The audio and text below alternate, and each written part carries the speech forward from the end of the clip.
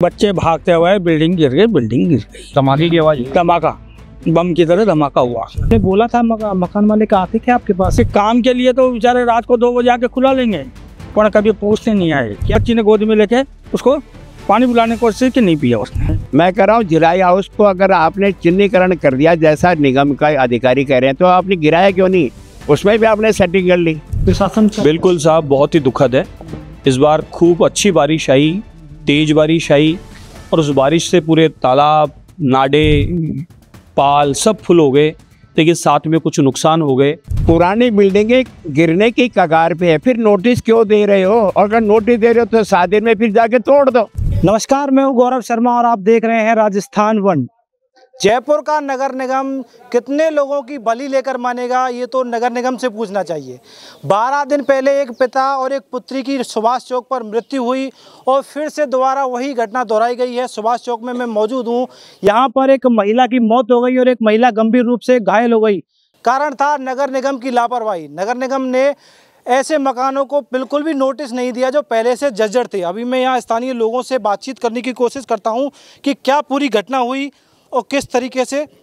हमारे साथ यहाँ पर कुछ स्थानीय लोग मौजूद हैं। सर, किस प्रकार से घटना हुई थी आज? ये सर आवाज़ आई थी अचानक, एक 7 बजे से हम बाहर खड़े थे, एकदम आवाज़ आई बहुत तेज। तो इधर आके देखा गेट पे, तो गेट बंद था, ताला लग रहा था। फिर अंदर कूद के आए, देखा तो बिल्डिंग गिर गई थी। वो बोल रहे थे बचाओ बचाओ, चिल्ला रहे थे। वो औरत थी एक, वो पूरी इंजर्ड, वो एक घायल थी और एक एक्सपायर हो गई थी। फिर उनको निकाल के हमने यहाँ पे बैठा के रखा। फिर एम्बुलेंस आई, पुलिस आ गई थी, फिर लेके गए उनको। अच्छा, कौन कौन था अंदर जब ये घटना हुई थी? सर सास थी, बहू थी और 2 बच्चे थे। तो बच्चे तो बाहर आ गए थे, बोले बिल्डिंग गिर रही है। अच्छा। और वो क्या है, वो निकल नहीं पाए, तो वो उनके ऊपर बिल्डिंग गिर गई, तो वो यहीं पर ही एक्सपायर हो गए थे। अच्छा, और जो घायल हुई है उनको कितनी चोट लगी, कुछ पता है? उनके एक पैर फ्रैक्चर है, सर में इंजर्ड है, चेहरा इंजर्ड है, SMS में एडमिट है वो भी। और जो 2 बच्चे हैं वो कहाँ हैं इस वक्त? वो बच्चे इधर मेरे पास में ही हैं। वो बच्चे मेरे घर पे हैं अभी। अच्छा। मैं ये बराबर वाला कमरा है ना खुला हुआ, ये मैं इसी में सो रहा था। अच्छा। सुबह 7 बजने में 5 मिनट थी। बच्चे भागते हुए बिल्डिंग गिर गई। धमाके की आवाज, धमाका, बम की तरह धमाका हुआ। अब मैं गेट चढ़ के, ताला लगा हुआ था, गेट चढ़ के कूद नहीं सकता क्योंकि मेरी एजमेंट लगे। ये बच्चा आया, ये अभी फोन कर गया, ये आया, इसने अंदर कूदा, फिर मेरा भतीजा आया, वो कूदा, फिर और कूदे, ताला तोड़ा, फिर जाके मेरी बच्चियां वगैरह इन्होंने सब ने आके, मोहल्ले वालों ने पत्थर वत्थर सब हटाए और पहले दादी को बाहर निकाला, फिर बहू अंदर थी उसको निकाला। दादी की क्या स्थिति थी जब बाहर निकाला? बस मतलब ये सब लोग खत्म हुए। मेरी बच्ची ने गोद में लेके उसको पानी पिलाने की कोशिश की, नहीं पिया उसने। और लापरवाही इतनी सेठ की है कि काम के लिए तो बेचारे रात को 2 बजे आके खुला लेंगे, पर कभी पूछते नहीं आए। क्या नाम है मकान मालिक का?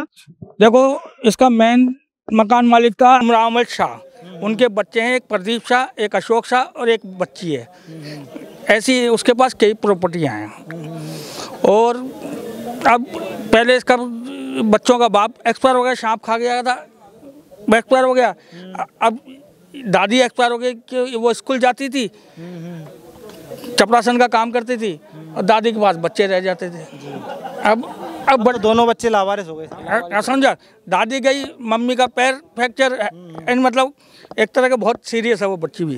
क्या कारण है दोनों बच्चे लावारिस हो गए? कौन है इसका जिम्मेदार? देखो, जिम्मेवार है कुछ तो, देखो स्वयं की लापरवाही होती है।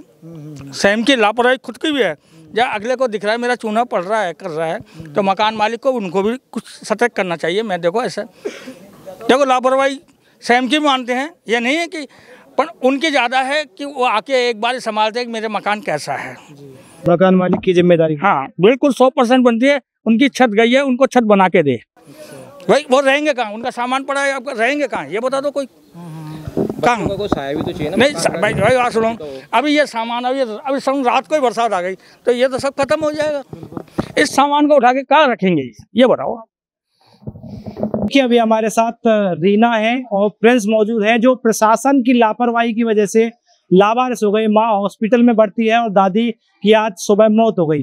बेटा, क्या घटना हुई थी पूरी एक बार बताएंगे? पूरी बस वो घर के अंदर है ना, एक दरार आ गई थी, उसके अंदर गैप था, तो मम्मी को बोला था कि वो दादी को नीम के नीचे ले लो, जिससे वो, लेकिन मेरी बात पूरी होते ही वो अंदर ना गिर के बाहर की साइड गिर गया और मम्मी दादी को बचाने के लिए उनके ऊपर ही कूद गई। बेटा आपकी मम्मी क्या करती है, काम क्या करती है? वो जिधर मैं स्कूल जाती हूँ उधर ही है ना, बाई जी का काम करती है। कौन सी क्लास में पढ़ते हो आप? मैं 4th में हूँ, ये 2nd में है। ये 2nd में पढ़ते हैं प्रिंस और आप 4th में पढ़ते हो। हाँ। अच्छा, आपने बोला था मकान मालिक आते थे आपके पास कि मकान को कभी ठीक कभार आते थे, उन्हें बोला, लेकिन उन्हें बोला कि हम थोड़े टाइम बाद इसे करवाएंगे, क्योंकि जब से बारिश हुई, जब से मेरी दादी का ऑपरेशन हुआ था, इसलिए वो ब्रेन ट्यूमर था, इसीलिए। ब्रेन ट्यूमर था दादी को? हाँ, सर में, तो उनका वो तो एक्सपायर हो गए, लेकिन मम्मी अभी हॉस्पिटल में है। अभी मेरे साथ हवा महल विधायक बाल मुकुंद आचार्य जी मौजूद हैं। सर, 12 दिन में ये दूसरी घटना है प्रशासन। बिल्कुल साहब, बहुत ही दुखद है। इस बार खूब अच्छी बारिश आई, तेज बारिश आई, और उस बारिश से पूरे तालाब, नाडे, पाल सब फुल हो गए। लेकिन साथ में कुछ नुकसान हो गए। पुरानी 200, 300, 400 साल पुरानी इमारतें थी जिनकी रिपेयरिंग नहीं हुई, वो गिर गई। कई दुर्घटनाएं घट गई, कई बह भी गए। तो ये चीज़ें हुई है और उसमें हम लोग संवेदनशील हैं। जहाँ भी सूचना आ रही है उनको सील करा रहे हैं। जहाँ आवश्यकता है तुड़वाने की तो वहाँ तुड़वा रहे हैं। अगलों को जहाँ नोटिस देने हैं वहाँ नोटिस दिलवा रहे हैं। अधिकारी लोग निगम के हमारे नोटिस दे चुके थे। नोटिस की एक अवधि होती है, उसमें उसको रिपेयरिंग करानी होती है, उसके बाद कार्रवाई होती है। और उससे पहले ही घटना घट गई तो दुर्घटना कोई बता के तो आती नहीं। अब दुर्घटना घट गई तो उस परिवार के साथ हम लोग हैं, और जिसकी इमारत है वो अपराधी है, उस पर कार्रवाई होनी चाहिए, उसकी हम मांग करते हैं। और कानून सम्मत अगर बिल्डिंग गिराने की स्थिति में होगी तो हम इसको गिरवाएंगे, और अगर कोई और नियम आड़े आ रहा होगा तो प्रोसेस का पूरा करके करेंगे। लेकिन ऐसी इमारतों को हम लोग पूरे जांच परख कर, इनको जो भी इमारतें उनको सील करना, उनमें जो लोग रहते हैं उनको बाहर निकालना, और ऐसी बिल्डिंगों को गिराने की आवश्यकता है तो गिरवाना, उसके तुरंत कार्रवाई चालू है। देखिए, अभी हमारे साथ आर तिवारी जी मौजूद है। सर, इस घटना का जिम्मेदार किसे मानते? जयपुर नगर निगम, हमारे यहाँ के विधायक बाल मुकुंद आचार्य, राजस्थान का स्वास्थ्य शासन मंत्री झापरमल खल्ला। किसकी जिम्मेदारी है? पूरे राजस्थान में अब की बार रिकॉर्ड तोड़ बारिश हुई। पुराने मकान को जब पता लग रहा था पुराने मकान में पानी टपक रहा है। जिस जिलाई हाउस में आप और हम खड़े हैं तो 250-300 साल पुराना मकान है। जिलाई ठिकाने का है। आर्थिक मंदी के खातिर उन्होंने किसी प्रदीप शाह को भेज दिया। आज वो 50 किराएदारों का पैसा खा रहा। प्रदीप शाह आया था और भाग गया। मैं कह रहा हूँ, जिलाई हाउस को अगर आपने चिन्हीकरण कर दिया जैसा निगम का अधिकारी कह रहे हैं, तो आपने गिराया क्यों नहीं? उसमें भी आपने सेटिंग कर ली। अगर वो सेटिंग नहीं होती तो आज वो वृद्ध महिला मारी नहीं जाती, आज उसकी बहू सुनीता हॉस्पिटलाइज नहीं होती है, 2 छोटे बच्चों पर साया जो आज वो बेघर बार होते नहीं। मैं कह रहा हूँ, जिम्मेदारी बाल मुकुंदाचार्य की, जयपुर की नगर निगम की है। 10 लाख रुपए का तत्काल मुआवजा इन दोनों बच्चों के नाम से जमा होना चाहिए। 12वीं तक की शिक्षा इनको निःशुल्क मिलनी चाहिए, और उस महिला की फ्री इलाज होना चाहिए, उसमें कोई कोताही नहीं होनी चाहिए। अच्छा, 12 दिन पहले भी सुभाष चौक में एक घटना हुई, फिर भी नगर निगम क्यों नहीं जा? मैं ये कह रहा हूँ, ये जो चाणक्य मार्ग है, इसके अंदर की बिल्डिंग गिरी। यहाँ से 100 मीटर की दूरी है। वो किशनपोल विधानसभा है, ये हवा महल विधानसभा है। पूरा 4 दीवारी है ही पुराना। हेरिटेज नगर निगम बनाया इसलिए था हमने।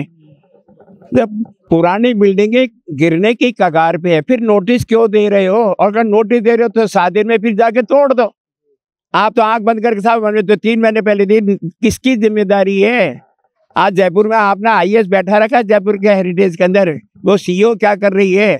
कलेक्टर साहब से मैंने बात की, वो कह रहे भाई 5 लाख का तो मुआवजा हम दे देंगे और बच्चों की निगरानी हम करेंगे। उनका मानवीय पक्ष है। मैं कह रहा हूँ, बाल मुकुंदाचार्य जी 10 लाख रुपए की तत्काल इनकी राशि मुहैया करें, इनके बच्चों के नाम से जमा होने चाहिए, और इनकी पढ़ाई का खर्चा बाल मुकुंदाचार्य उठाए। तो क्या मांगे हैं बच्चों से आपका? बच्चों की 12वीं तक की शिक्षा मुफ्त होनी चाहिए, प्रशासन करे।